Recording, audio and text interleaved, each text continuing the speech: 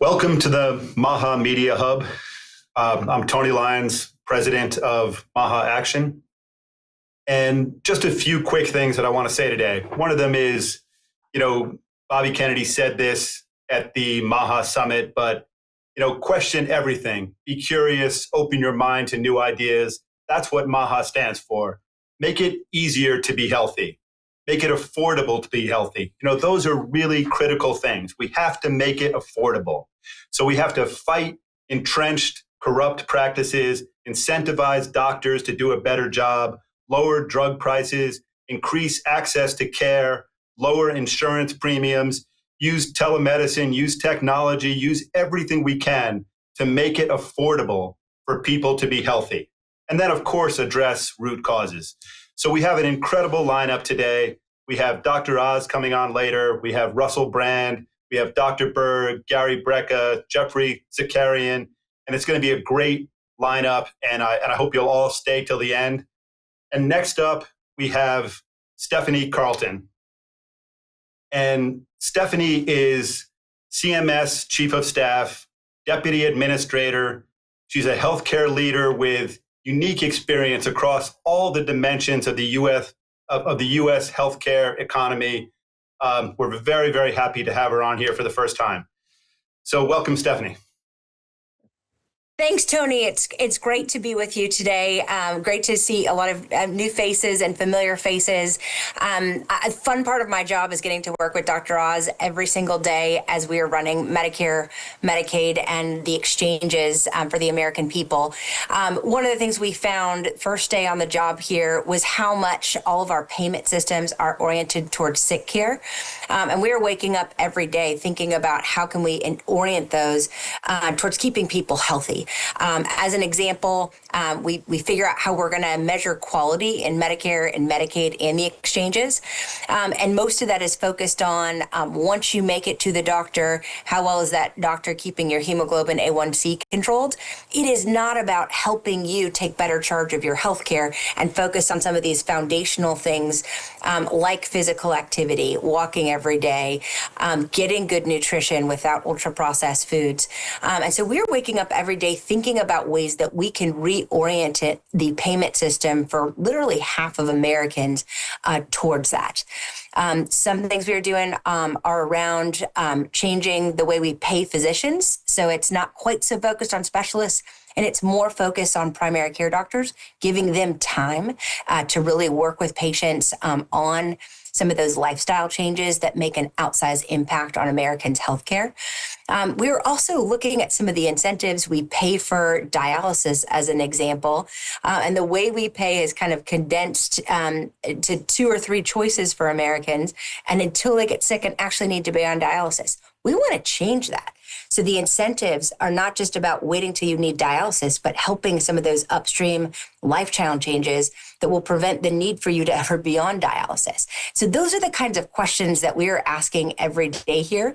There's another part of just the mindset here, which is taking on those special interests in Washington that are profiting from keeping you sick and reorienting it towards incentives that keep you healthy as Americans.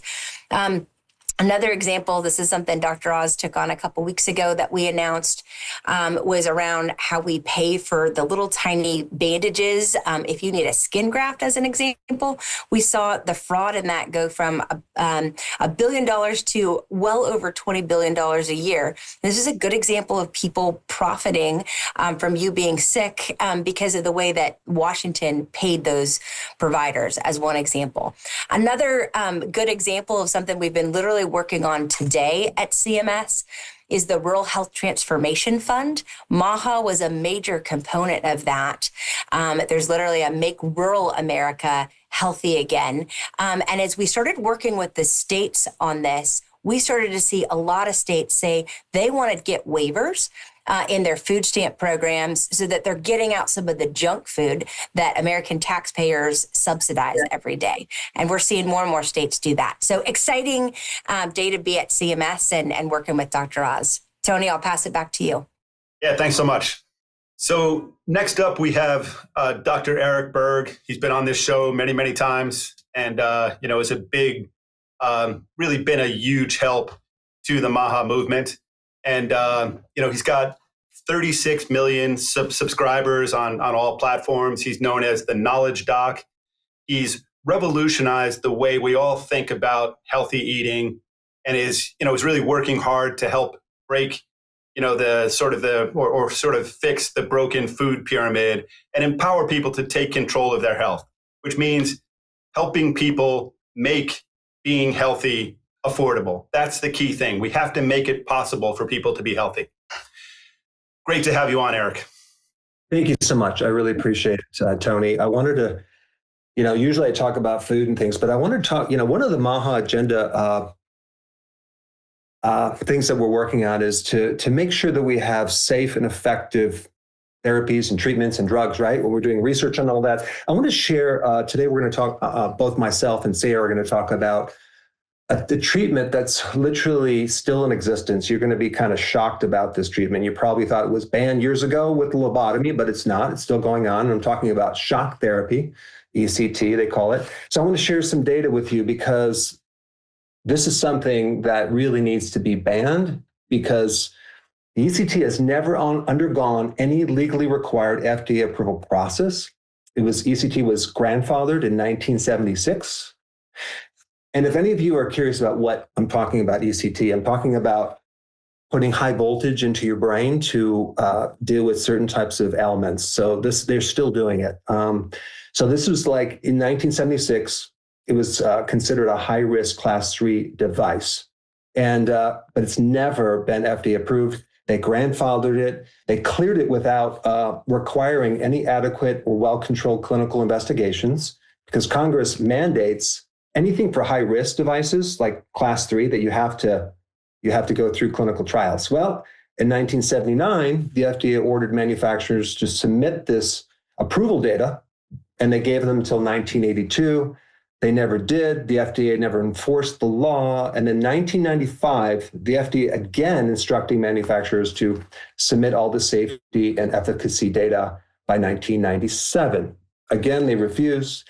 The FDA again did not enforce its own order. So there's a lot of corruption in this area.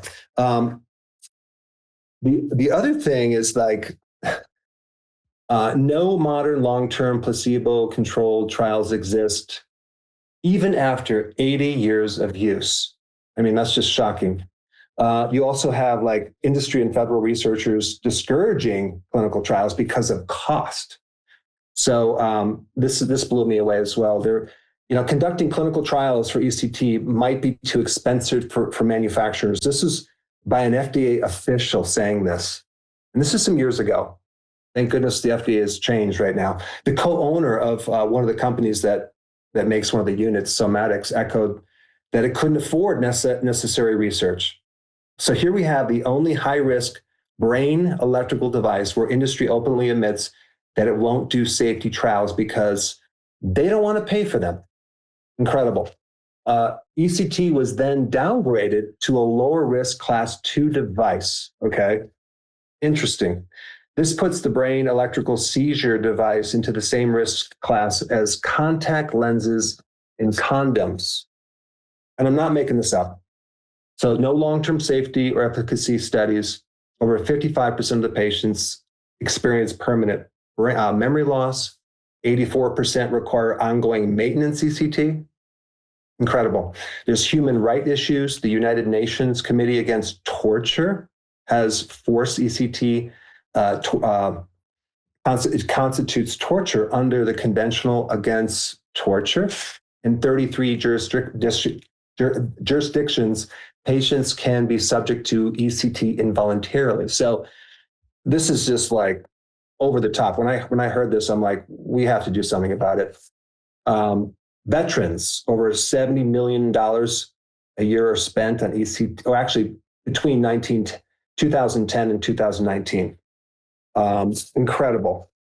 No veteran should receive a high-risk, unproven brain electrical procedure without evidence of, actual studies.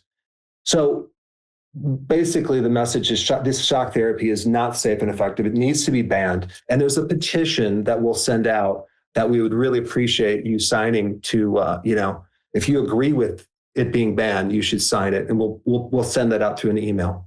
So that's how I want to cover this week, Tony. So thanks for letting me have the opportunity. Great. Yeah, thanks for coming on. Such critical points that we need to, in all areas, do better science, be much more transparent, fight corruption, and just make it easier for people to be healthy. Make it easier, make it cheaper so that people have an incentive. So the next person we have on is Sayer Ji. He's a member of the Disinformation Dozen, as was Bobby Kennedy and many other sort of freedom fighters and health warriors. It's been an incredible badge of honor to be part of that group. And he's one of the toughest and most steadfast MAHA warriors who's been really great at putting progress into context. So great to have you on once again. Thanks so much, Tony. The thing about MAHA that is so inspiring is that we are looking at root cause resolution of conditions that affect the majority of Americans today. And ECT is one of those interventions, and that's a euphemism, that is so disturbing that when you actually look at the mechanism of action, if you were to use the 450 volts, 800 to 900 milliamps in the heart, you need about 1/4 to 1/9 the dose in order to kill someone. So the fact that you're using a technology to essentially electrocute someone to induce a grand mal seizure is really quite barbaric and quite horrific. So when Dr. Berg and I went into this topic and we spoke with those who had actually experienced it, it was so disturbing because most of those who suffer this so-called intervention end up with permanent brain damage. And unfortunately, as we know through a lot of pharmaceutical interventions, sometimes the primary adverse effect is actually repackaged as the therapeutic effect. In other words, a drug could make you sleepy, right? Because it's damaging some part of your body. So we'll just, say that this is an insomnia medication. In this case, it is so egregious because essentially what we're dealing with here by the numbers, okay, is that there are 100,000 plus Americans that are electroshocked annually. Okay, we're not going to use the euphemism electroconvulsive therapy. It's similar to using the term immunization to imply that vaccination equates to bona fide immunity and is safe and effective. It's sort of a semantic trick. Essentially, what's happening today is children as young as 5 years of age are being given this so-called intervention. And keep in mind, the only difference between these devices being deployed for torture, which is actually happening in China, the same two manufacturers in the US that are selling these devices, for an industry that's about $500 million annually, up to $2,500 a so-called treatment.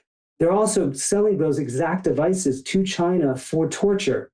So if you remove informed choice, which is a huge theme that we've all experienced in the past 5 years, you're actually violating informed medical choice. And that's the case here because just like we learned with vaccines where the emperor wears no clothes, there are no saline placebo-controlled trials that are presently used to establish the safety and efficacy of our vaccine schedule. So we've learned a lot as a nation regarding the medical gaslighting that goes on. When you start to really understand what's happening with ECT, when relapse rates are 84%, for example, 40 plus years that the FDA has refused to certify safety, this is a low-hanging fruit. This is an example where if we use the gold standard science that, of course, RFK Jr. and the incredible leadership we have with HHS today is now, saying we are going to hold ourselves to this, standard. There's just no way that we can continue forward. So what is happening essentially is we have a broad-based campaign. It's a coalition, which includes a ton of people that are looking to help ban ECT. And to contact our elected officials, you go to stopect.com. For those who weren't able to be on the live stream, there will be an email that is sent that will give you the details of how to take action. This is something that as a country, we need to stand up for the health and well-being of our especially vulnerable populations, our children, those who have serious, spiritual and so-called mental diseases that are being preyed upon through an industry that has never followed the most basic principles of informed medical consent. So thanks again, and thank you to the MAHA community for allowing this important advocacy to finally be spoken to. Thanks so much, Sayer. Yeah, those are really critical points, and it's always great to have your perspective. Next up, we have Hilary Boynton, and she is the founder of the School of Lunch.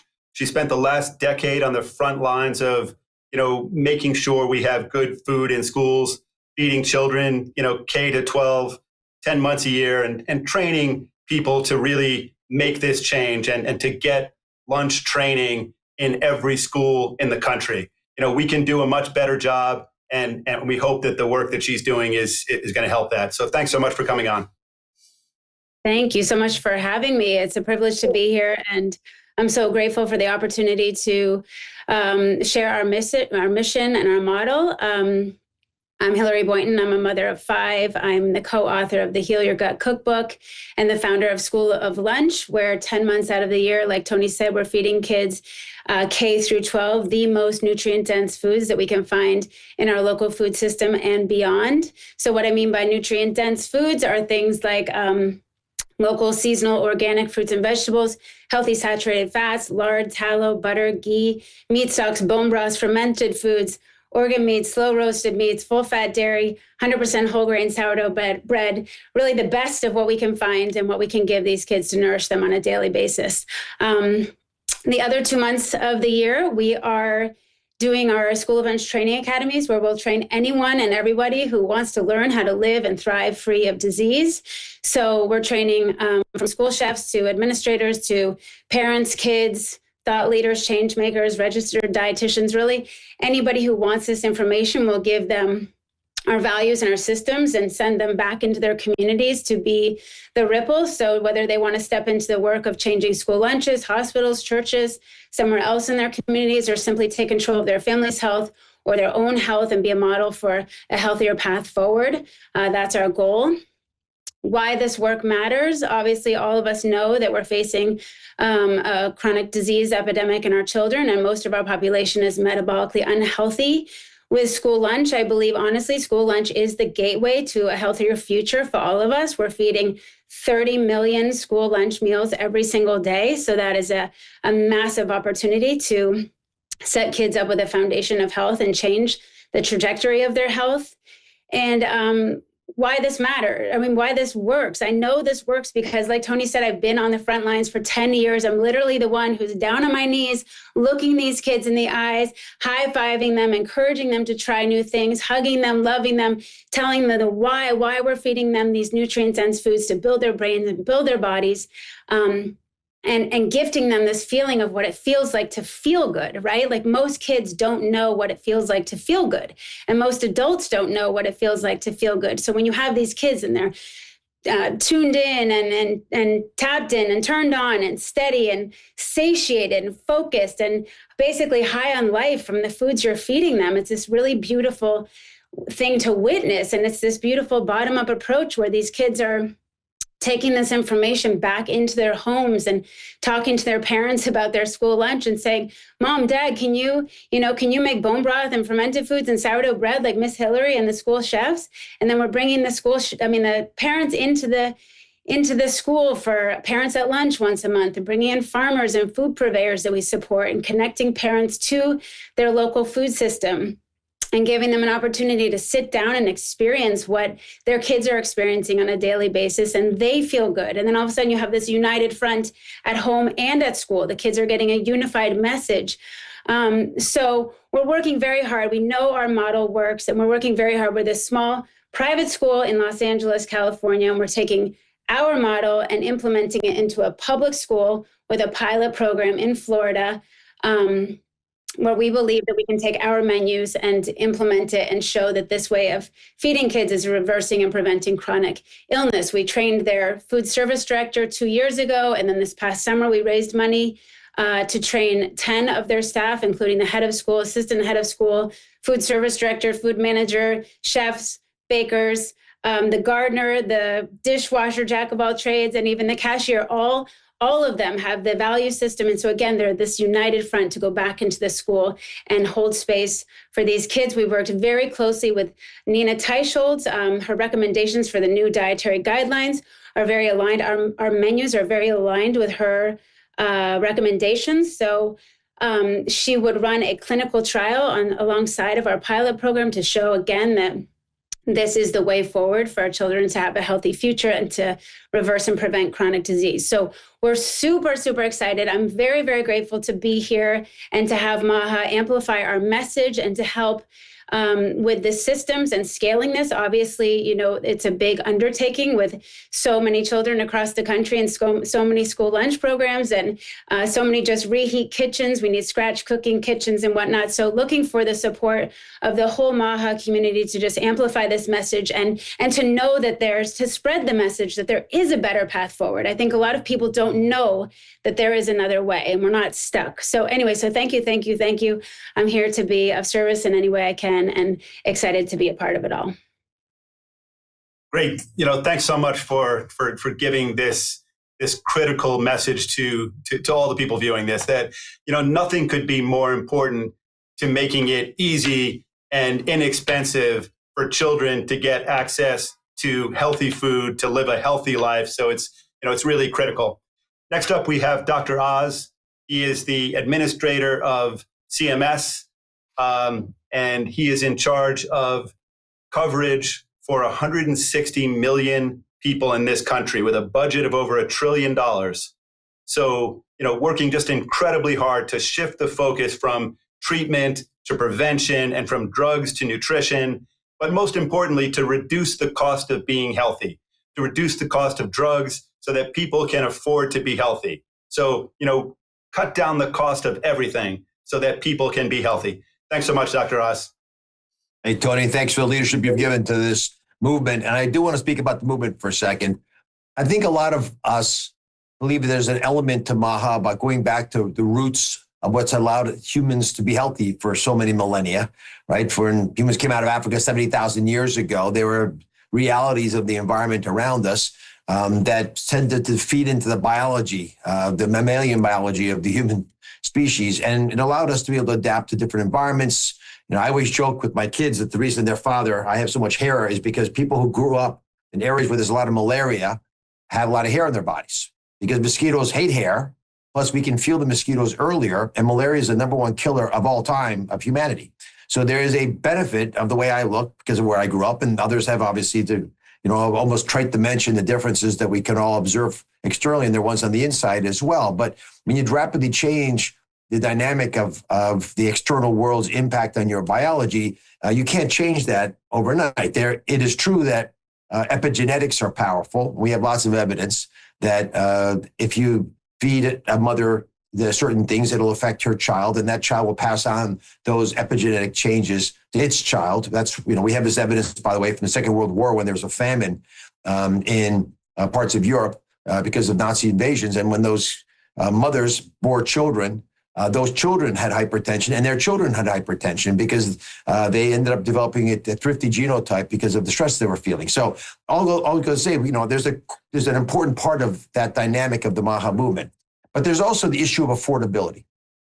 And if we define it as making it easy to be healthy, then we have to be able to deal with the reality that we've made it hard to be healthy, both because you get sick eating the American diet, the standard American diet being sad as it is, but you also have developed sedentary lifestyles. We built challenges to basic sleep function, all the things we've talked about quite frequently. But if you happen to get illness, as Steph Carlton, who actually very modestly won't tell you this, but she ran this organization while I was going through Senate confirmation, and is a very popular chief of staff because she's been bringing MAHA into the system. And the reason that's important is because I want a lot of the folks who are part of this movement to understand you have to also get government to change.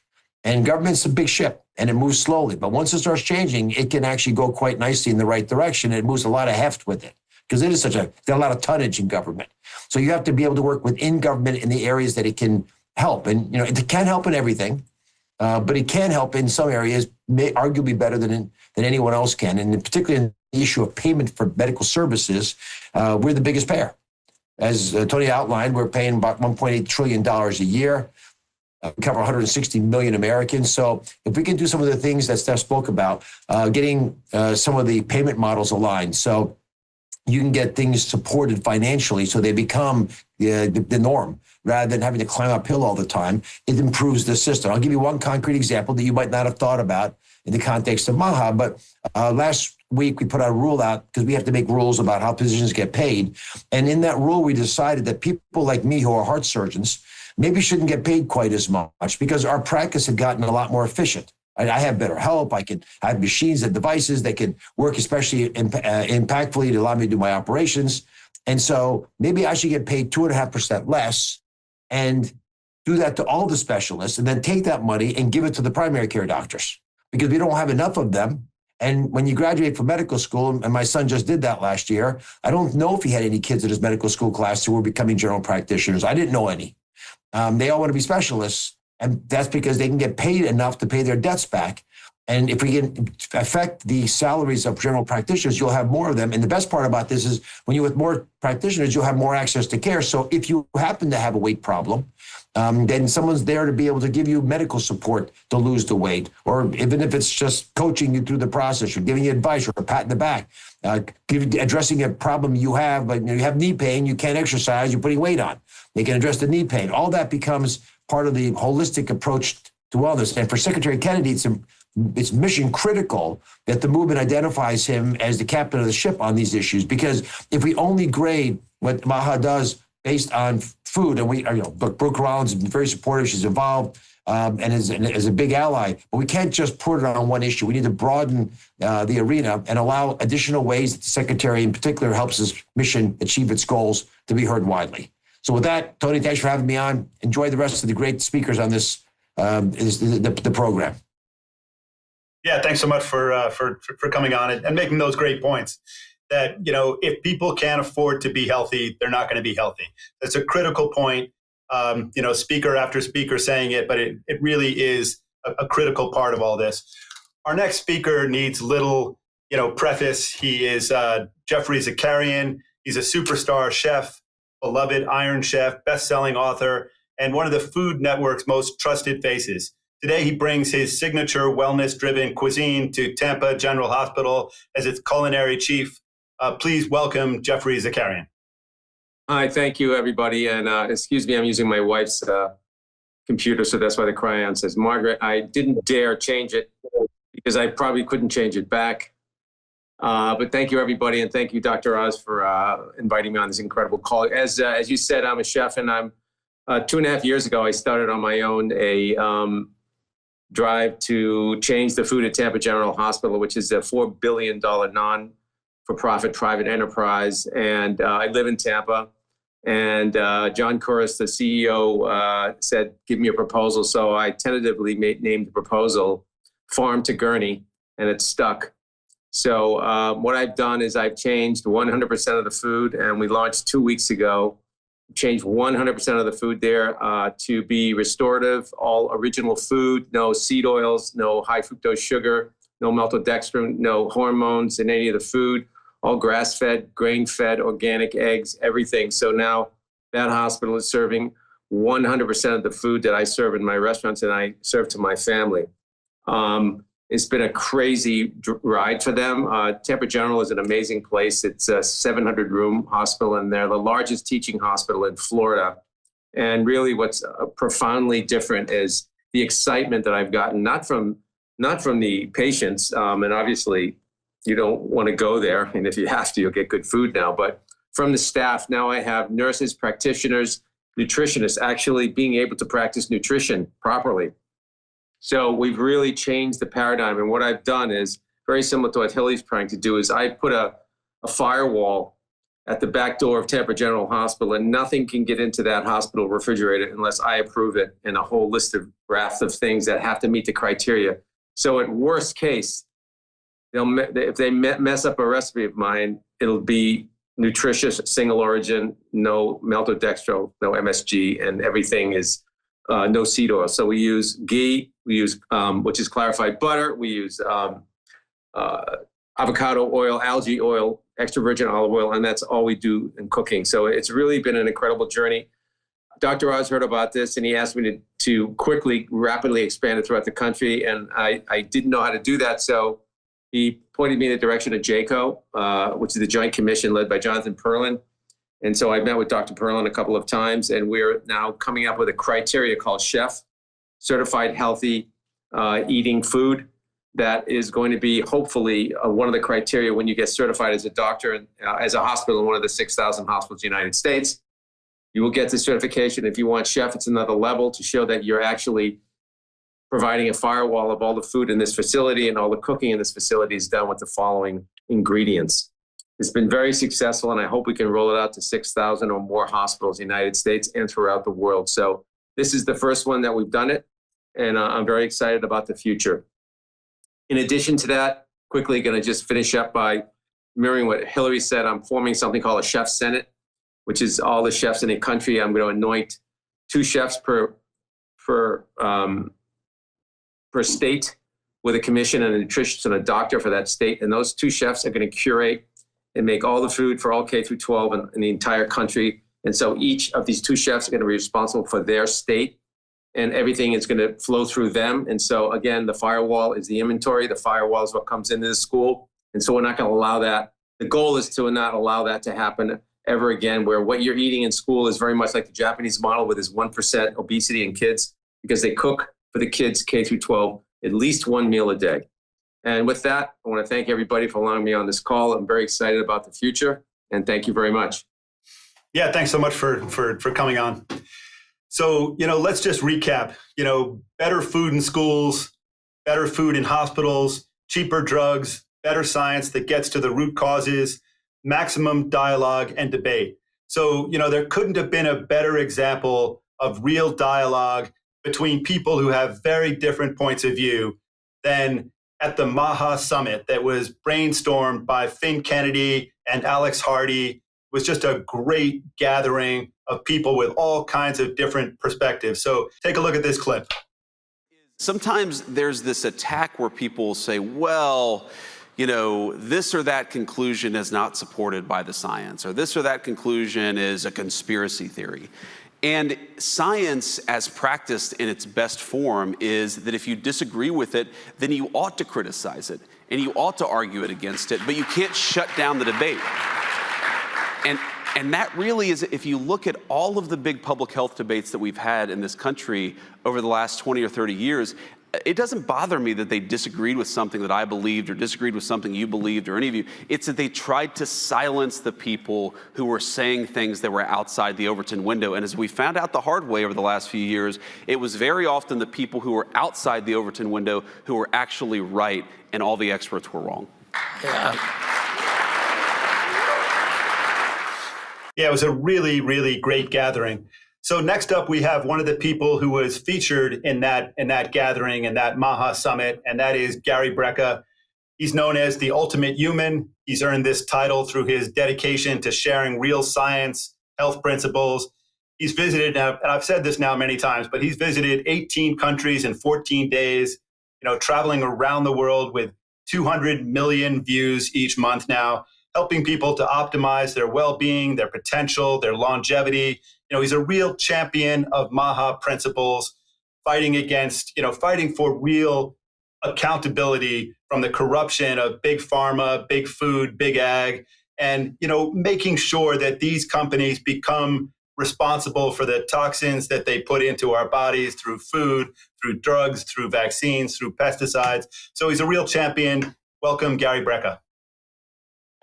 Hey, thank you so much, Tony. It was such an honor to be a part of that MAHA action movement. And as you mentioned, I've been touring the world on a crazy solo tour lately, and there's so much interest from the rest of the world in what is going on at MAHA. Like, what is this movement all about? Has Bobby Kennedy lost his mind? Has this movement lost his mind, or does this have real teeth? And is this really moving the needle?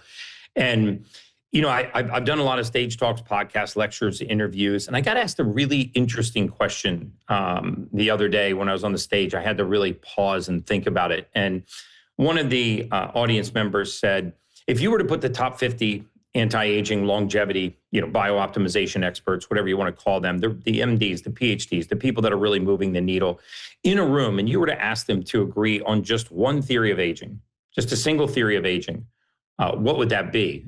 And I really had to think. I thought, wow, that's a really thought-provoking question. And I said, I think we would all agree on the theory of immuno-fatigue. And the theory of immuno-fatigue is slow, progressive overwhelming of the immune system. We have a saying in medicine that the dosage determines the poison. I think we've learned that that's not true in human beings. The cumulative dosage determines the poisoning. And, for the last 11 years, my wife and I ran a very large functional medicine clinic. We had more than 250,000 patients come through that clinic. And a lot of the frontline defense that we used were dietary and lifestyle changes that were based on the big data, based on blue zone studies. We know that we can't substitute sleep. We can't substitute mobility. We can't substitute the absence of processed foods and the presence of whole foods. There wasn't a lot of data for dogmatic dieting, carnivore, keto, paleo, pescatarian, vegan, vegetarian. Where the data pointed to was the absence of processed food and the presence of whole food. It allows our GLP-1 to respond to normal nutrient density that feeds our cellular biology.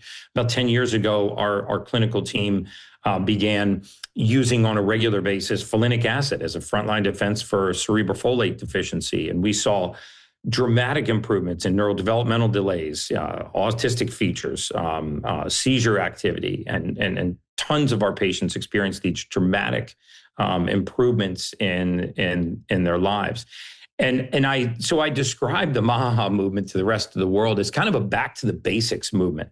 It's like sometimes the pendulum swings so far that we have to come back full circle and take a reality check and say, maybe our great-great-grandmother and grandfather knew what they were doing. They pickled vegetables, they got sunlight, they slept with the cycle of the earth. They woke with the sun and they stopped eating when the sun set. And so I really talk about some of the seemingly minor movements, the removal of black box warnings, the increasing access to healthcare, the new dietary guidelines, and the recent approval of folinic acid, which is simply a nutrient that helps our methylation pathways operate properly and restores normal cellular biology.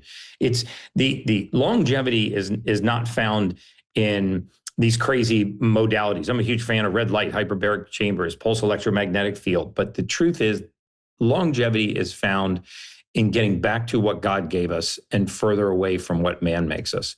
And I truly believe that that's what this movement is about. And a lot of these seemingly small wins are stacking up to be massive wins for people's cellular biology. I'm also a partner in a venture called Regenerative, and it's a program that we're rolling out all across the country in assisted care livings and memory care facilities to do simple things in these populations of our elderly, the often forgotten populations, where we restore farm-to-table foods. We make daily sunlight non-negotiable, mobility non-negotiable. We get them back into gardening. We bathe them in red light therapy, sometimes hydrogen nanogas, and the results are absolutely astounding. In many cases, loved ones are actually getting their parents back. In fact, it's been so successful that the children of a lot of these residents are coming in and saying, "Hey, can we come and be a part of this program?" And so my message is just simple today. I was asked to speak on how being healthy can be affordable, and those are all the ways that can be affordable. I commend all of the seemingly little wins in MAHA, the restoration of our dietary guidelines, the accessibility and affordability for healthcare, doing things like removing black box warnings and putting nutrients in the front lines of treating chronic disease. So my message is just simple today. This is a phenomenal back to the basics movement. I'm absolutely blessed to be a part of it, and I appreciate you giving me some time today, Tony. Thanks so much, Gary. And it's a great message. That we've got to go back to basics. But we also need to use the best science and the latest science that we have And, whether it's red light or more sunlight or more outdoor time, any of those things. And, it can cost a fortune if you're unhealthy. So we want to do everything we can to make it possible for people to lead healthier lives, make it cheaper to lead a healthier life, but also tell the message that, things like the greatest cause of bankruptcy in this country is health bills that people can't pay. So we need to solve this problem. We need people to become healthy, and we need to make it easy to be healthy. Next up, we have Bobby Kennedy III. He's the author of this incredible new book called Confessions of Anthony Fauci. It's really, really funny, but it's a serious book. It's well-researched and, well thought through. And I think it's really a must read for everybody in the MAHA movement. He's a very, very smart man. You probably haven't heard of him. You haven't met him, but this is a book that really shows you who he is. So thanks so much for coming on. Thank you, Tony. Can you hear me? Hopefully. Yeah. Yeah. So as Tony said in that kind intro, I've got my new book out, Confessions of Anthony Fauci. Basically, I would say what I tried to do is put words into his mouth, give him the confession that we all wish he would make. I suppose the concept of the book is kind of based on the fact that maybe or maybe not his pardon, because it was signed with an auto pen, was fake. And so in order to save his own ass, he rolls over and kind of spills the beans on the entire process behind the lab leak and the vaccination, Event 201, kind of goes into the whole 2 years of his life and a little bit of a retrospective back to the AZT stuff as well. But I tried to make it light, funny, very readable. The audiobook I did in his voice. So people are kind of enjoying that. And I'm out here looking for support. Anybody listening to this call that would like to, bring me on a show or, just interact with me on X. My X is at Bobby Kennedy X, and I'm very responsive to that. The book came out yesterday. We're throwing our book launch party in DC tonight, and really trying to make that push to, kind of get the word out. I think it's an excellent Christmas gift for your liberal friends, your conservative friends, your independent friends, pretty much anybody. Get them one, get them two. When you're finished reading the book, the entire audio book itself only lasts about 3 hours. So it's despite being 300 pages, it's a real page turner. My background was in screenwriting, and it kind of almost reads more like a movie script than a traditional book. So, it's kind of fast and loose and fun. I encourage everybody to, after they finish reading it, pass it on to a friend. I think there's something about using humor with facts that kind of burrow into people's memory a little better than, just kind of the endless fact parade. I mean, people are overwhelmed by this information ecosystem that we're living in. And kind of having a laugh about it is a good way to deprogram them in a way. So I just, anybody that can help me get the word out about this book, look me up and get in touch with me through Tony or through X there. And I'd love to work with y'all. So have a great one. Yeah, thanks so much, Bobby. Yeah, I mean, Dr. Fauci, failed his way to the top. He spent trillions of dollars while people got sicker and sicker and sicker. This is great reading, and this is the dawn of a new era where we're trying to make it possible to make people healthy, spend less money doing it, and have much, much better health outcomes.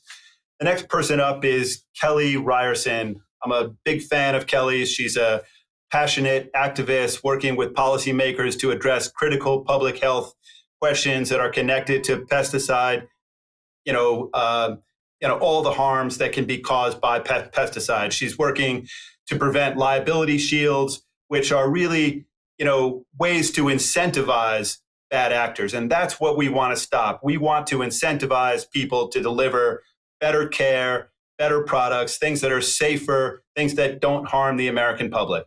So she's a champion for radical transparency. She's, right on board with Bobby Kennedy's vision, and we're so happy to have you here. Thanks a lot. Thank you so much, Tony. And thank you to all the presenters today. You're motivating me. I love it. And I have to give a shout out to Bobby. I read his book and it was so good because it's hard to laugh about these things. He makes you laugh. So it's awesome. And so first of all, before I talk a little bit about chemicals, as I usually do, I wanted to alert people to the fact that the FCC is trying to pass a rule that will take away local and state rights around where cell towers can be placed. This is personal to me. There's a cell tower that was going to go right next to my children's bedroom. And our city fought it. We got these 200-foot setbacks so that towers have to go away from the house so you don't, radiate your children.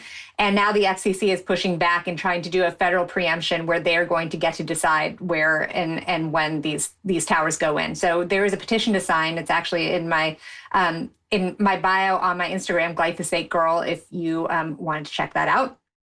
Mostly I am working indeed on pesticides and food systems. And if you guys know me as Glyphosate Girl, you know that I've been an activist and an educator and fighting against these toxins that are in our food supply that are very, very directly connected with this explosion of chronic disease. And when I realized, what I realized when I took a step back is that I'm fighting so hard and trying to push this. And once again, we have an EPA that's not cooperating. I mean, it's nothing new. This is how it always is. So I realized if we want real lasting transformation, we can't only fight what's harmful, but we also have to build the better system that's going to replace it. And that means working directly with farmers. And when you spend time with farmers and you listen to their challenges and their risks and their hopes, you realize that they're operating in this system that entirely traps them economically and limits their choices. But many of them want this path out that's going to be more profitable, more resilient, and healthier for their families and their land. And that path is regenerative agriculture. Regeneration shows that there is this other way to reduce dependency on chemicals. And so what I did is I actually co-founded with Ryland Engelhart, formerly of Kiss the Ground, and Rick Clark, who's going to be speaking next. And we formed an organization called American Regeneration. We are dedicated to accelerating the nationwide shift to regenerative agriculture. We've built this world-class advisory team of regenerative practitioners, and we've been putting together events to bring farmers and scientists and leaders all together to understand regeneration. We've been amplifying stories through media. And we're excited to announce, we have a new MAHA cut of the film Common Ground that's available now. And it's less than an hour. It's 45 minutes, really focused on the farming solutions. The longer version's available on Amazon Prime. We've been distributing this shorter version to all the ag staffers because we know that if they can understand regeneration, they'll see there's an exit ramp off of conventional agriculture. We've been engaging with industry and policymakers. We are meeting with the members of the Ag House and Senate Ag Commission and explaining to them regeneration and subsidizing that. And so we are just really hoping to keep regenerative agriculture a high priority in the MAHA movement so we can be getting that healthy food to Hilary and to Geoffrey so that we can get it to the people. And so this brings me to today's guest, who I'm so honored to introduce. I'm thrilled to introduce him. He is farmer Rick Clark. He is a 7,000-acre regenerative row crop farmer from Indiana. He's regenerative certified. He's more profitable than many of the conventional neighbors that are farmers. He's no longer dependent on subsidies.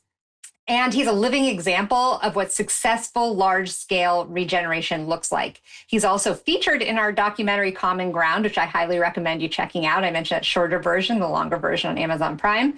Rick's work shows us that regenerative agriculture isn't just good for the soil, it's good for farm economics, community resilience, and the long-term viability of our entire food system. So thank you to everyone for being a part of the movement from soil all the way to table.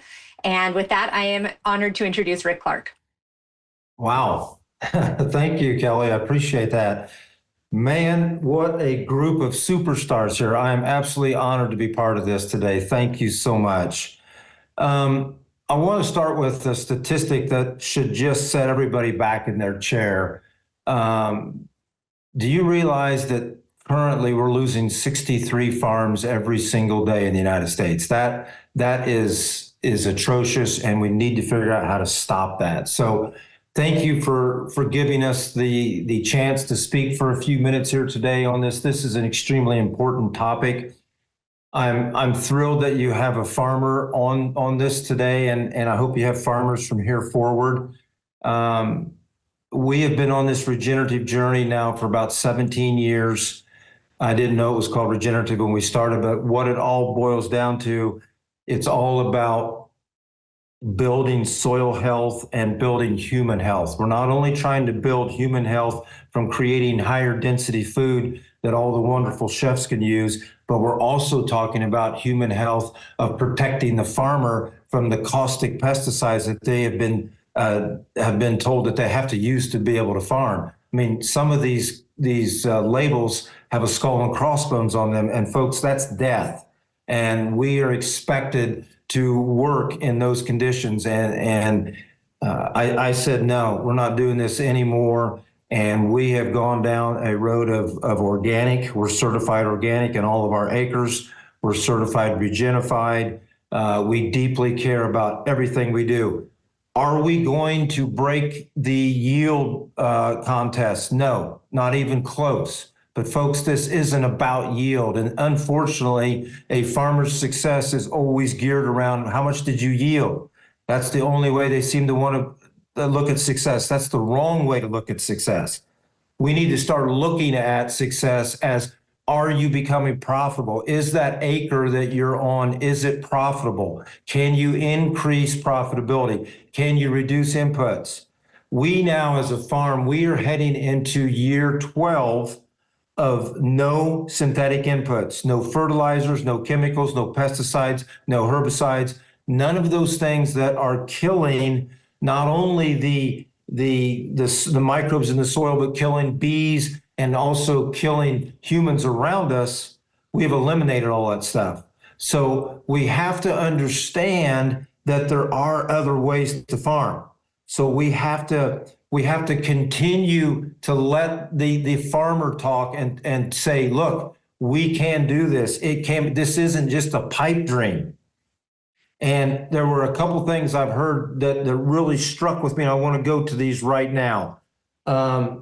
Geoffrey mentioned the 2 chefs per state notion. I love that.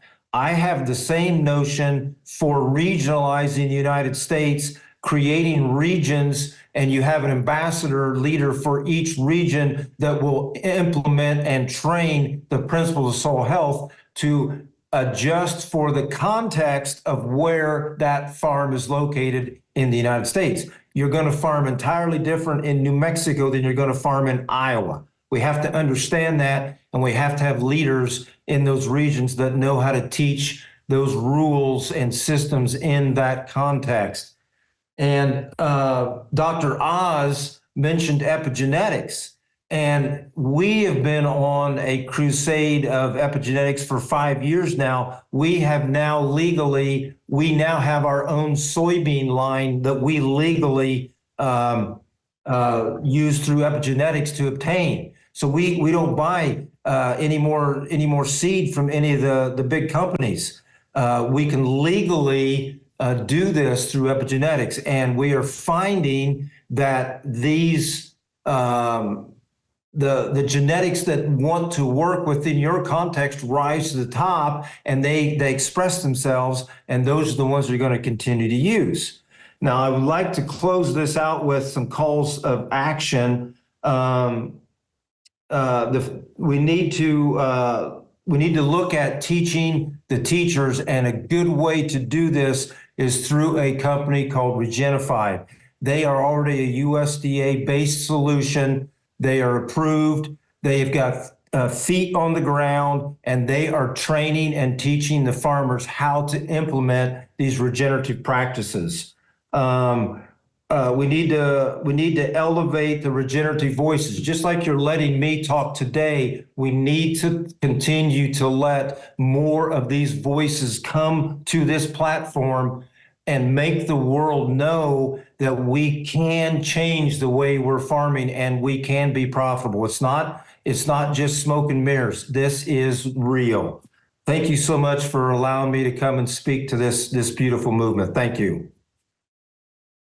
Yeah, Rick, thanks so much for coming on. And that last point is just a great point, because it's so much at the core of what the MAHA movement is, to have as many different voices as we can possibly have, that there's not just one way to do anything. We don't want to substitute one kind of settled science for a new kind of settled science.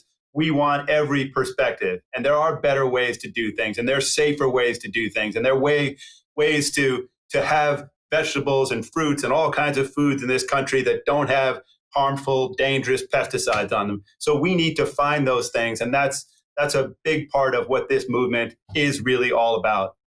So we were going to have Russell Brand on next, but he is with his children and needs to do what all of us need to do, which is take care of our families first.